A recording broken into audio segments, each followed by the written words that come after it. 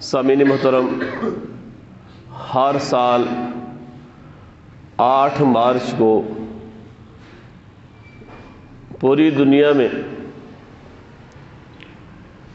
خواتین کا دن منایا جاتا ہے اور خواتین کے حقوق کے نام پر جلوس، مظاہرے، خواتین مارچ، عورت مارچ اور اس طرح کے کچھ سیمینارز وغیرہ بھی منعقد کیے جاتے ہیں، اور ایسا باور کیا جاتا ہے کہ شاید آج سے پہلے کسی بھی مذہب نے عورت کو کوئی حق نہیں دیا ہے، اور صرف یہ چند لوگ ہیں جو عورت کو حق دینے کے علمبردار ہیں۔ تو آج کی نشست میں ہم اس بات کا جائزہ لیتے ہیں کہ مختلف مذاہب میں عورت کے حوالے سے کیا کیا کنسپٹس پائے جاتے ہیں، اور ہمارے مذہب اسلام نے عورت کو کیا دیا ہے۔ تو یہ والی بات تو ہمارا دعویٰ ہے کہ انسان تو کیا، حیوانات کے حقوق بھی جتنے اسلام نے دیے ہیں کسی اور مذہب نے نہیں دیے۔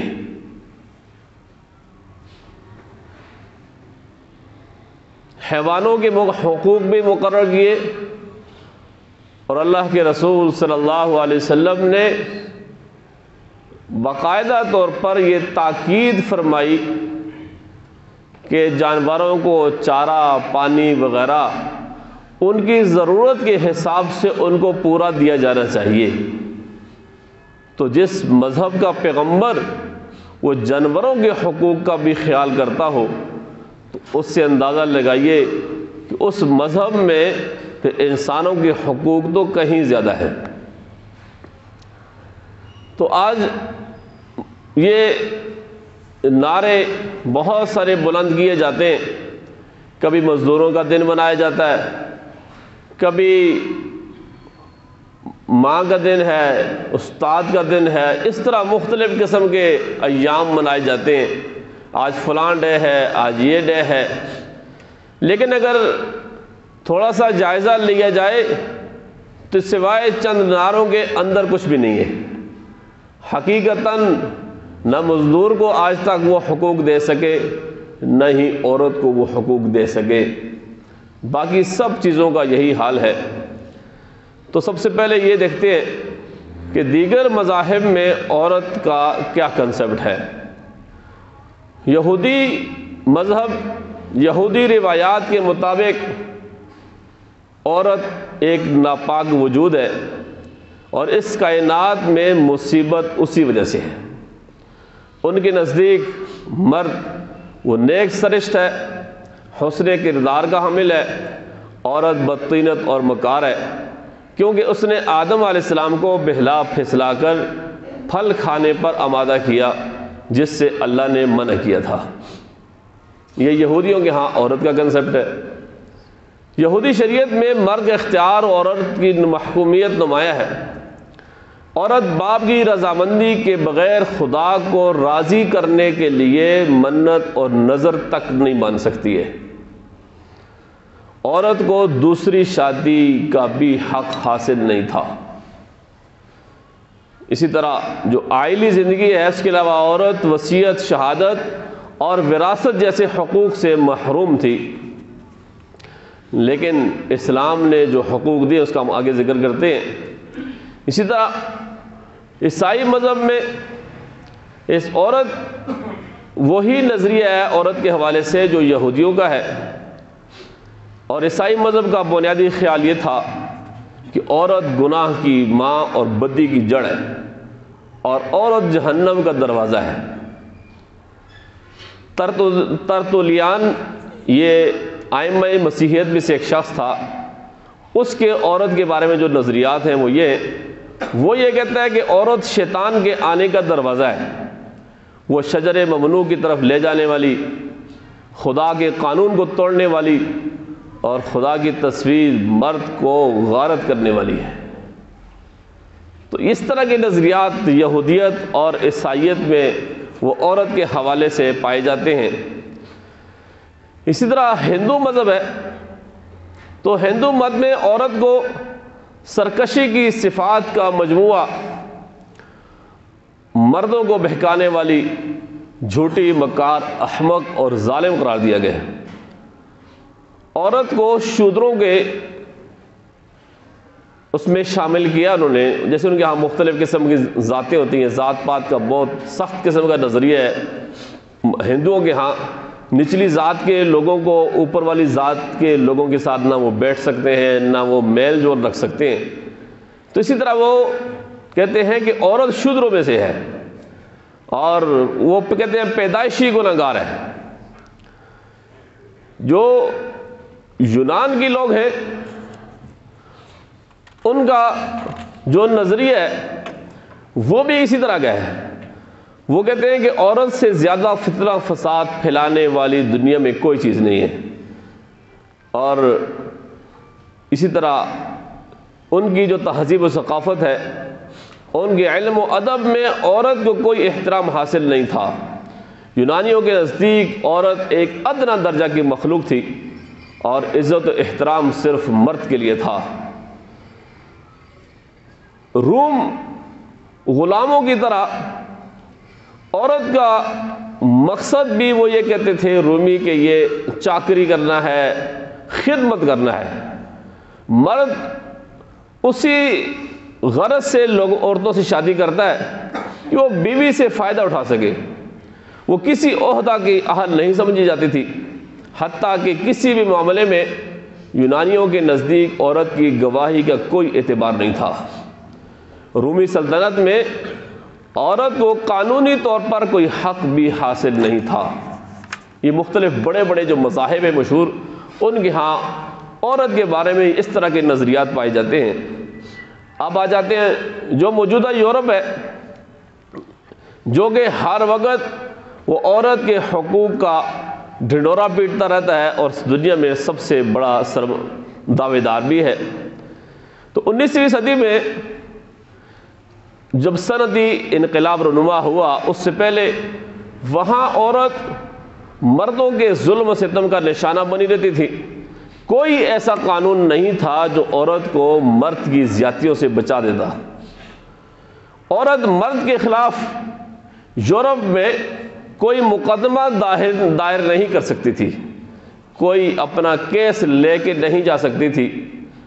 مرد چاہتا تو عورت کو حق وراثت سے محروم کر دیتا، لیکن بیوی کی جائیداد کا پھر بھی وہ حقدار مانا جاتا تھا۔ خود مرد نے کوئی وراثت نہیں دینی تو اس کی مرضی ہے نہ دے، ہاں جب عورت مرے گی تو اس کی وراثت کا حقدار وہ مرد ضرور ٹھہرے گا۔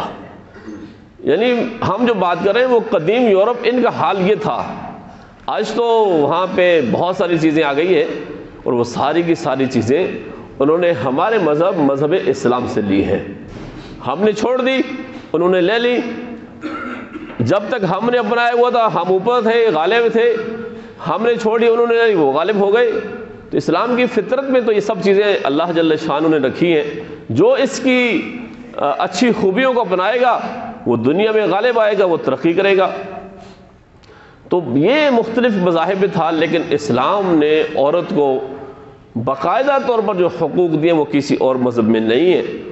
اسلام نے سب سے پہلے اس کی جان کا تحفظ کیا، پھر اس کی عزت کا تحفظ کیا، اس کے مال کا تحفظ کیا۔ ہر اعتبار سے اسلام نے عورت کو حقوق دیے ہیں۔ اسی طرح ایک روایت میں آتا ہے، اللہ کے رسول صلی اللہ علیہ وسلم نے ارشاد فرمایا کہ من کان لہ ثلاث بنات فصبر علیہن، جس آدمی کی 3 بیٹیاں ہوں اور وہ ان پر صبر کرے۔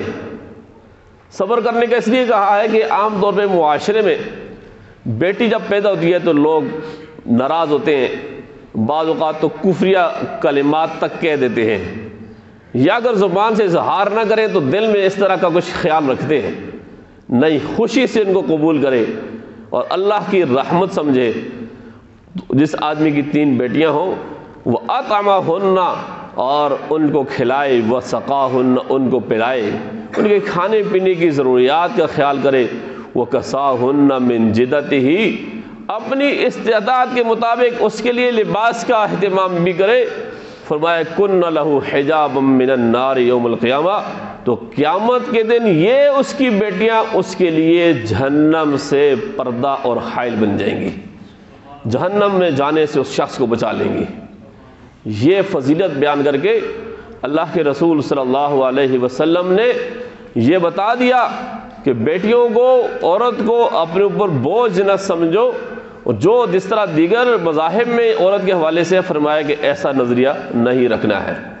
حضرت عائشہ صدیقہ رضی اللہ تعالیٰ عنہ فرماتی ہیں کہ ایک دفعہ میرے پاس ایک عورت اپنی 2 بیٹیوں کے ہمراہ آئی، اس نے مجھ سے کچھ مانگا تو میرے پاس ایک کھجور کے علاوہ کچھ بھی نہیں تھا اس وقت، اس لیے کہ اللہ کے رسول صلی اللہ علیہ وسلم کے گھر میں یہ جمع کرنے والا، ذخیرہ کرنے والا رواج ہی نہیں تھا، بس جو آتا تقسیم کر دیا کرتے تھے۔ تو عائشہ فرماتی ہے کہ ایک ہی کھجور تھی، وہ میں نے اس عورت کو دے دی، اس نے لے کر اس کھجور کے 2 حصے کیے، 2 ٹکڑے کیے، اس کو بھی تقسیم کیا اور خود اس میں سے کچھ نہیں کھایا اور اپنی بیٹیوں کے پاس چلی گئی، ان کو دے دیا۔ ایک کھجور ہے وہ بھی 2 ٹکڑے کر کے اس نے اپنی بیٹیوں کو دے دی۔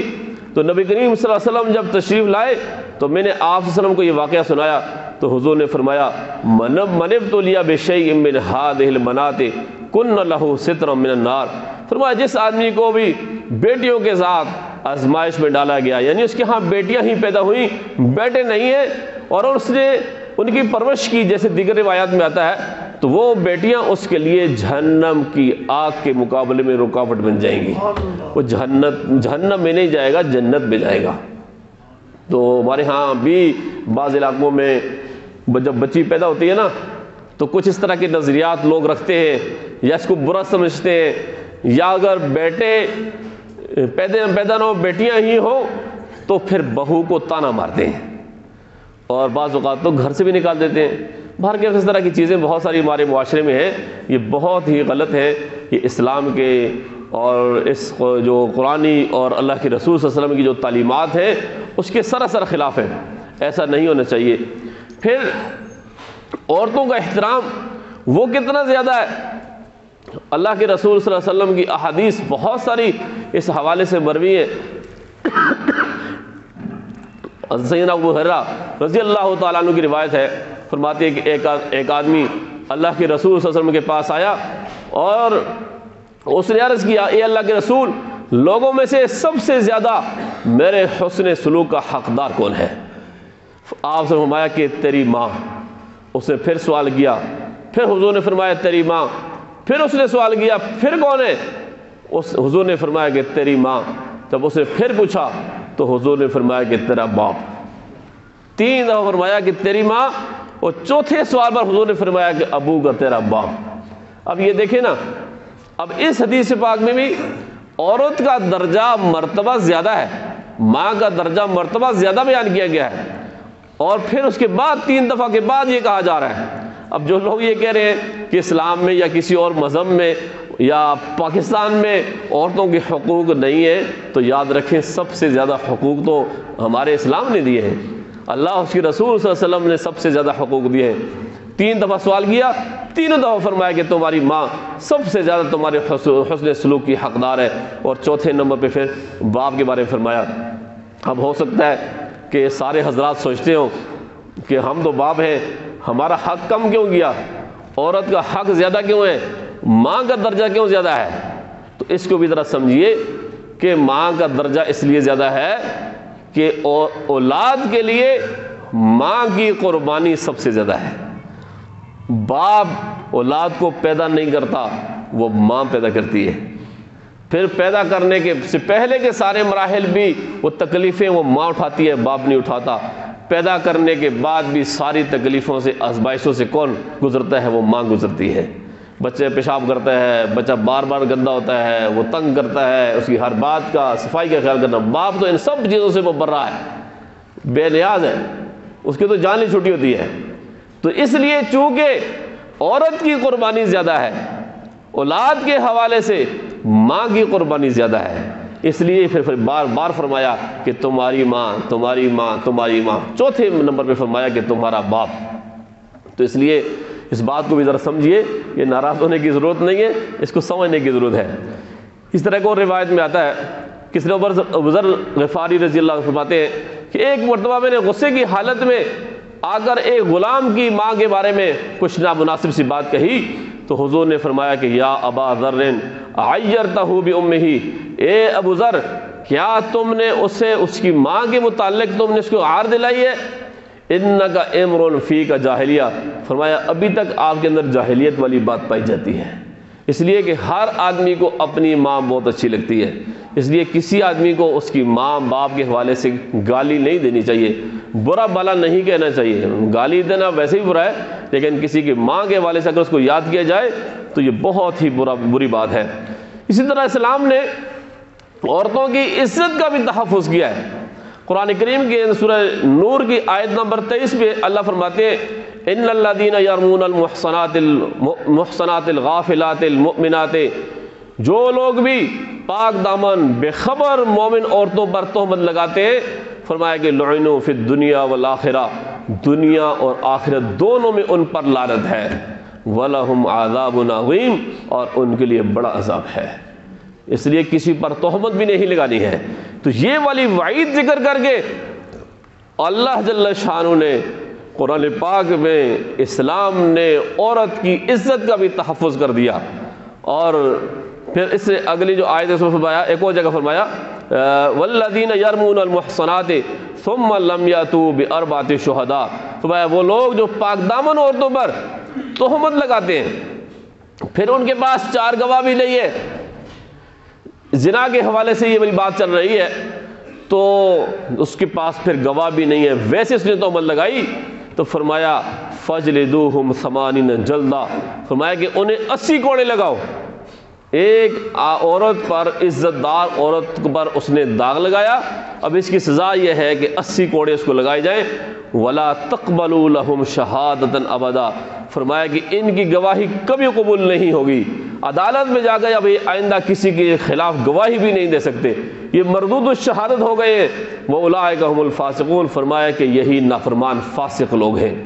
تو ان آیات میں اللہ جل شانہ نے عورت کی عزت کا بھی تحفظ کر دیا ہے، اور پھر یہ ہے کہ عورت کی جان کا بھی تحفظ کر دیا۔ اسلام سے پہلے عورت کو، لڑکی کو جینے کا کوئی حق نہیں تھا۔ جس گھر میں لڑکی پیدا ہوتی تھی وہ باپ اپنے لیے اس کو باعث عار سمجھتا تھا، اور وہ اس کو جا کے زندہ دفن کرتا تھا۔ یہ عام رواج تھا، لوگ اس کو برا سمجھتے تھے کہ ہمارے گھر میں کوئی دامادی کے رشتے کے لیے آئے گا، اور داماد ہونا ان کے یہاں سب سے بری بات تھی، اس لیے لوگ یہ کرتے تھے۔ اور پھر بھوک افلاس بھی تھی، اس وجہ سے بھی کرتے تھے۔ تو اسلام نے اس کا بھی ذکر کیا ہے، سورہ نحل کی آیت نمبر 58 اور 59 میں ہے کہ وَإِذَا بُشِّرَ أَحَدُهُم بِالْأُنثىٰ ظَلَّ وَجْهُهُ مُسْوَدًّا، فرمایا یہ عربوں کی اس وقت جاہلیت کے زمانے میں ان کی حالت یہ تھی کہ جب ان میں سے کسی کو لڑکی کی خوشخبری دی جاتی کہ اس کے گھر میں بیٹی پیدا ہو گئی ہے تو اس کا چہرہ سیاہ ہو جاتا، وَهُوَ كَظِيمٌ، اور وہ غصے سے بھر جاتا۔ برا سمجھتے تھے لوگ اس بات کو کہ میرے گھر میں بیٹی پیدا ہو گئی ہے۔ اور فرمایا کہ یتوارا من القوم من سوء ما بشر به، فرمایا اسی دی گئی بشارت کی وجہ سے وہ لوگوں سے چھپتا پھرتا تھا کہ میرے گھر میں تو بیٹی پیدا ہو گئی ہے۔ اب کیا ہوتا تھا، ایمسکو علی ہون ام یدسہ فی التراب، اب وہی سوچتا تھا کہ آیا وہ ذلت کے باوجود اس کو اپنے پاس رکھ لے یا اس کو مٹی میں ٹھونس دے، اس کو مٹی میں زندہ دفن کر دے۔ فرمایا الا ساء ما یحکمون، آگاہ رہو کہ ان کا فیصلہ بہت ہی برا تھا، جو وہ یہ کرتے تھے اللہ فرماتا ہے یہ بہت بری بات تھی۔ اسی طرح سورہ زخرف کی آیت نمبر 17 میں فرمایا کہ وَإِذَا بُشِّرَ أَحَدُهُم بِمَا ضَرَبَ لِلرَّحْمَٰنِ مَثَلًا ظَلَّ وَجْهُهُ مُسْوَدًّا وَهُوَ كَظِيمٌ، جب ان میں سے کسی کو اس چیز کی خوشخبری دی جاتی ہے جس کی خدائے رحمان جس کی انہوں نے خدائے رحمان کے لیے مثال بیان کی ہے۔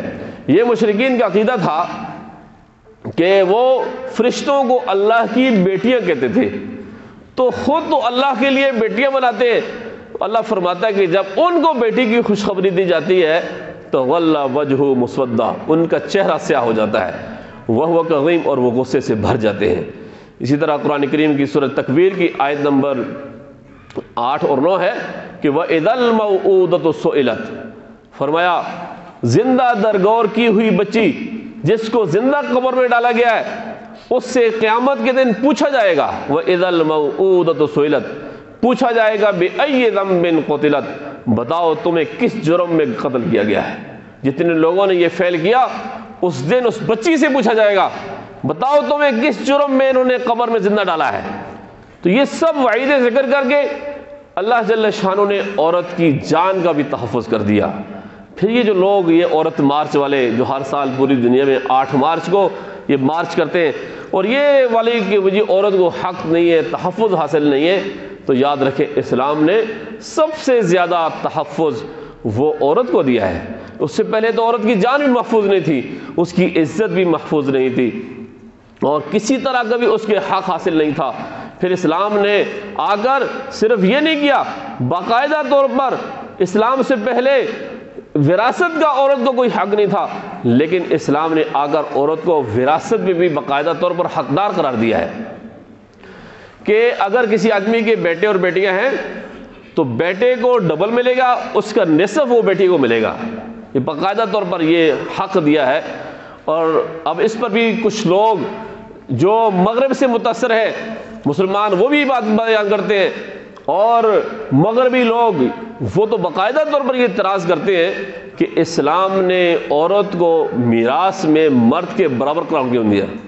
یہ نعرہ لگایا جاتا ہے نا کہ عورت مرد کے برابر ہے، اکثر یہ ہوتا ہے، وہ بہت سارے وہ پلے کارڈ ہوتے ہیں، وہ پوسٹر باقاعدہ لگائے جاتے ہیں اور اس طرح کے اشتہارات چھاپے جاتے ہیں، بعض وہ بہت بیہودہ قسم کے ہیں، تو اس سے کچھ مسلمان بھی متاثر ہو جاتے ہیں کہ یار بات تو صحیح ہے، سوال تو بڑا جینوئن ہے کہ عورت کو مرد کے برابر حق حاصل کیوں نہیں ہے۔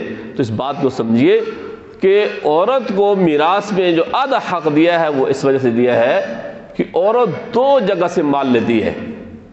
ایک تو وہ وراثت میں اس کو باپ کی طرف سے حق مل رہا ہے، اور دوسرا یہ ہے کہ جب اس کی شادی ہو رہی ہے تو اس کو شوہر کی طرف سے مہر بھی مل گیا۔ ایک تو وراثت کا حق مل گیا اور دوسرا اس کو شوہر کی طرف سے مال ملے، شوہر کی طرف سے مہر کی صورت میں اس کو مال مل گیا ہے، جبکہ جو مرد ہے اسے تو صرف وراثت ملی ہے، اور پھر جب شادی کے بیاہ کے معاملات ہوتے ہیں تو وہ بھی سارا خرچہ وہ مرد کا ہوتا ہے، عورت کا کوئی خرچہ نہیں ہوتا۔ عورت کے پاس جتنا بھی مال آ رہا ہے وہ تو سارے کا سارا محفوظ ہے، وہ خرچ نہیں ہوتا۔ تو اس لیے یہ ایک بیجا قسم کا مطالبہ ہے، یہ صحیح مطالبہ نہیں ہے۔ اور کچھ لوگ یہ بھی سوال کرتے ہیں کہ جس طرح مردوں کو زیادہ شادیوں کا اختیار ہے تو عورت کو زیادہ شادیوں کا اختیار کیوں نہیں ہے؟ تو اس بات کو سمجھے، سب سے پہلے تو یہ بات ہے کہ عورت اور مرد کی ساخت اللہ جل شانہ نے مختلف بنائی ہے۔ عورت اور مرد کی پیدائش کے مقاصد مختلف ہیں۔ جو کام مرد کر سکتا ہے وہ عورت نہیں کر سکتی، جو عورت کر سکتی ہے مرد نہیں کر سکتا۔ مرد کو اللہ تعالیٰ نے گھر کی جو کفالت ہے، گھر کی معاشی ساری ذمہ داریاں وہ مرد کے اوپر ڈالی ہیں، عورت کے اوپر نہیں ڈالی ہیں۔ عورت کو تو گھر کی ملکہ قرار دیا ہے، وہ گھر میں بیٹھے آرام سے اور گھر میں گھر کی حفاظت کرے، اس کے اور بچوں کو پالے، ان کی تربیت کرے، پرورش کرے، لیکن مرد کا کام ہے کہ وہ کما کے لائے اور اس کی ساری ضروریات پوری کرے۔ اس لیے دونوں فرق ہے۔ اب رہی یہ بات شادیوں کی، تو شادیوں میں عورت اگر ایک سے زیادہ شادیاں کرے گی تو بہت سارے بگاڑ سمجھ آئے گا۔ سب سے بڑا بگاڑ تو یہ ہوگا کہ جو بچہ پیدا ہونے والا ہے اس کا نسب محفوظ نہیں، وہ کس کا بچہ ہے؟ اگر وہ 4 مرد ہیں، وہ 2 مردوں کے ساتھ ہے، ہر ایک یہ دعویٰ کرے گا کہ یہ بیٹا میرا ہے، یہ اولاد میری ہے، جھگڑا اور فساد بنے گا یا نہیں بنے گا؟ لازمی بات ہے بنے گا۔ ہاں مرد کے معاملے مختلف ہے کہ جو مرد نے تو اولاد پیدا نہیں کرنی، وہ عورت نے اولاد پیدا کرنی ہے۔ اس لیے نسب کی حفاظت کے لیے ہر آدمی کی ایک قوم ہے، ہر آدمی کی ایک نسب ہے، وہ نسب محفوظ کرنے کے لیے پھر یہ عورت پر پابندی لگائی ہے کہ وہ ایک سے زیادہ شادیاں نہیں کر سکتی بیک وقت ایک ہی خاوند کے ساتھ. ہاں مرد کے اوپر پابندی نہیں ہے، اور اگر خدا نہ خواستہ ایسا ہوتا ایک مرد کسی اور قوم قبیلے سے ہے، دوسرا کسی اور سے ہے، تیسرا کسی اور سے ہے، چوتھا کسی اور سے ہے، اب ایک بچہ پیدا ہوگا تو ہر ایک یہ دعویٰ کرے گا، اب وہ بچہ کس نام اور نسب سے وہ کہلائے گا، اس کا قوم قبیلہ کیا ہوگا. یہ بہت بڑا ایک پرابلم اور ایک بہت بڑا جھگڑا پیدا ہونے کی شکل ہو جائے گی. اس لیے شریعت نے یہ والی بات کہی ہے، پابندی لگائی ہے. اب رہی یہ بات کہ مرد کو جو 4 شادیوں کا اختیار دیا، یہ بھی شریعت نے کم کر دیا. اسلام سے پہلے تو لوگ 8-8 10-10 شادیاں کرتے تھے، کوئی کسی کے ہاں کوئی پابندی نہیں تھی، اس سے زیادہ بھی کرتے تھے. لیکن اسلام نے اس کو کم کر دیا، کہا 4 تک کر سکتے ہو، بیک وقت اس سے زیادہ نہیں کر سکتے. لیکن 4 کے لیے بھی شرط لگائی کہ وَإِنْ خِفْتُمْ أَلَّا تَعْدِلُوا فَوَاحِدَةً. ہاں 2-2 4-4 سے کر سکتے ہو، لیکن کب؟ جب کہ عدل و انصاف ان کے درمیان برقرار رکھ سکو. اگر تمہیں یہ اندیشہ ہے کہ تم ان کے درمیان عدل و انصاف قائم نہیں رکھ سکتے، فرمایا کہ فواحدۃ، پھر ایک ہی پر گزارا کرو، پھر ایک سے زیادہ شادیاں نہیں کر سکتے. اس طرح کی بہت ساری باتیں ایسی ہیں جو مختلف قسم کے وہ اعتراضات وہ اسلام پر کرتے ہیں، اور اسلام نے حالانکہ یہ سب چیزیں دی ہیں پھر بھی وہ اعتراض کرتے ہیں. سب اعتراضات بجا ہے. کسی آدمی کو اس طرح کا کوئی اعتراض ہو، کوئی اس کا اسلام کے بارے میں کوئی شک شبہ پڑ جائے کہیں سے میڈیا سے سن کر، تو فوراً علماء اکرام سے رجوع فرمائے اور اس بات کو سمجھے کہ اس کی حقیقت کیا ہے، کہ ایسا ہے تو نہیں. لیکن اگر نہیں سمجھ آ رہا تو پھر جا کے پوچھے. اب مسئلہ یہ ہے کہ پوچھتے تو ہے نہیں ہے، ادھر سنتے ہیں اور پھر وہی ایک نظریہ قائم کر لیتے ہیں جو کہ کفریہ قسم کا نظریہ ہوتا ہے. ظاہر سی بات ہے جب ایک آدمی اسلام کے خلاف، پیغمبر اسلام کی تعلیمات کے خلاف ایک الگ سے نظریہ قائم کرتا ہے تو وہ اسلامی نظریہ تو ہو نہیں سکتا. اسی طرح یہ والی بات کی جاتی ہے کہ عورت کو بند کر دیا، اس کو پردے کا حکم کیوں ہے؟ تو یاد رکھو عورت کی عزت اور اس کی ناموس کے تحفظ کے لیے شریعت نے اسے پردے کا حکم کر دیا. جب عورت 2 عورتیں جا رہی ہوں، مثال سے سمجھے، ایک اور لڑکی با پردہ ہو، وہ حجاب میں ہو، برقعے میں ہو، اور ایک ایسے آزاد ہو، اگر کسی بدقماش نے چھیڑنا ہے تو کس کو چھیڑے گا؟ ظاہر سی بات ہے جو بے پردہ ہے. جو عورت پردے میں ہے کبھی بھی اس کی جرت نہیں ہوگی کہ اس کی طرف دیکھ سکے. اللہ جل شانہ نے خاص قسم کا اس پردے میں رعب رکھا ہوا ہے. تو عورت کا تحفظ ہے، اس کی عزت محفوظ ہے اگر وہ پردے میں رہتی ہے، اور اگر وہ پردے میں نہیں رہتی تو پھر اس کی عزت ناموس محفوظ نہیں ہے، پھر اس کو سب لوگ چھیڑیں تنگ کریں گے اور اس کے لیے پھر معاشرے میں رہنا مشکل ہو جائے گا.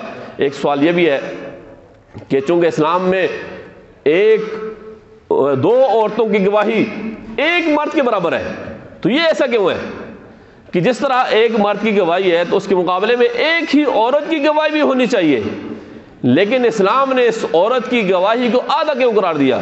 تو قرآن کریم میں اللہ جل شانہ نے اس کی حکمت اور وجہ بھی بیان فرمائی ہے کہ عورتوں میں عام طور پر یہ بھولنے کا مادہ زیادہ ہوتا ہے، عورتوں کی یادداشت کمزور ہوتی ہے بنسبت مردوں کے. اس کی وجہ سے عورت کی گواہی کو آدھا قرار دیا کہ ایک مرد اور 2 عورتیں، کسی بھی معاملے میں یا تو 2 مرد ہونے چاہیے یا ایک مرد اور 2 عورتیں ہونے چاہیے. اس لیے کہ اگر ایک عورت بھول گئی تو دوسری عورت اس کو یاد دلا سکتی ہے. تو پیچھے جو بھی اللہ جل شانہ نے جتنے بھی احکامات نازل کیے ہیں اور ان میں جو فرق رکھا ہے، اس فرق کے پیچھے کوئی نہ کوئی حکمت ضرور ہے. وہ الگ مسئلہ ہے کہ وہ شاید ہماری معلومات میں نہ ہو یا وہ ہمیں اس کی سمجھ نہ آئے، لیکن اس میں ہر کیف کوئی نہ کوئی حکمت ضرور ہوتی ہے. اسلامی تعلیمات میں کوئی بھی کجروی نہیں ہے، اسلامی تعلیمات میں کوئی بھی کمزوری نہیں ہے، اسلامی تعلیمات میں کوئی بھی نقص نہیں ہے، کوئی عیب نہیں ہے. کوئی بھی آدمی اس پر اعتراض کرے گا انشاءاللہ تعالیٰ اس کا جواب ضرور موجود ہے.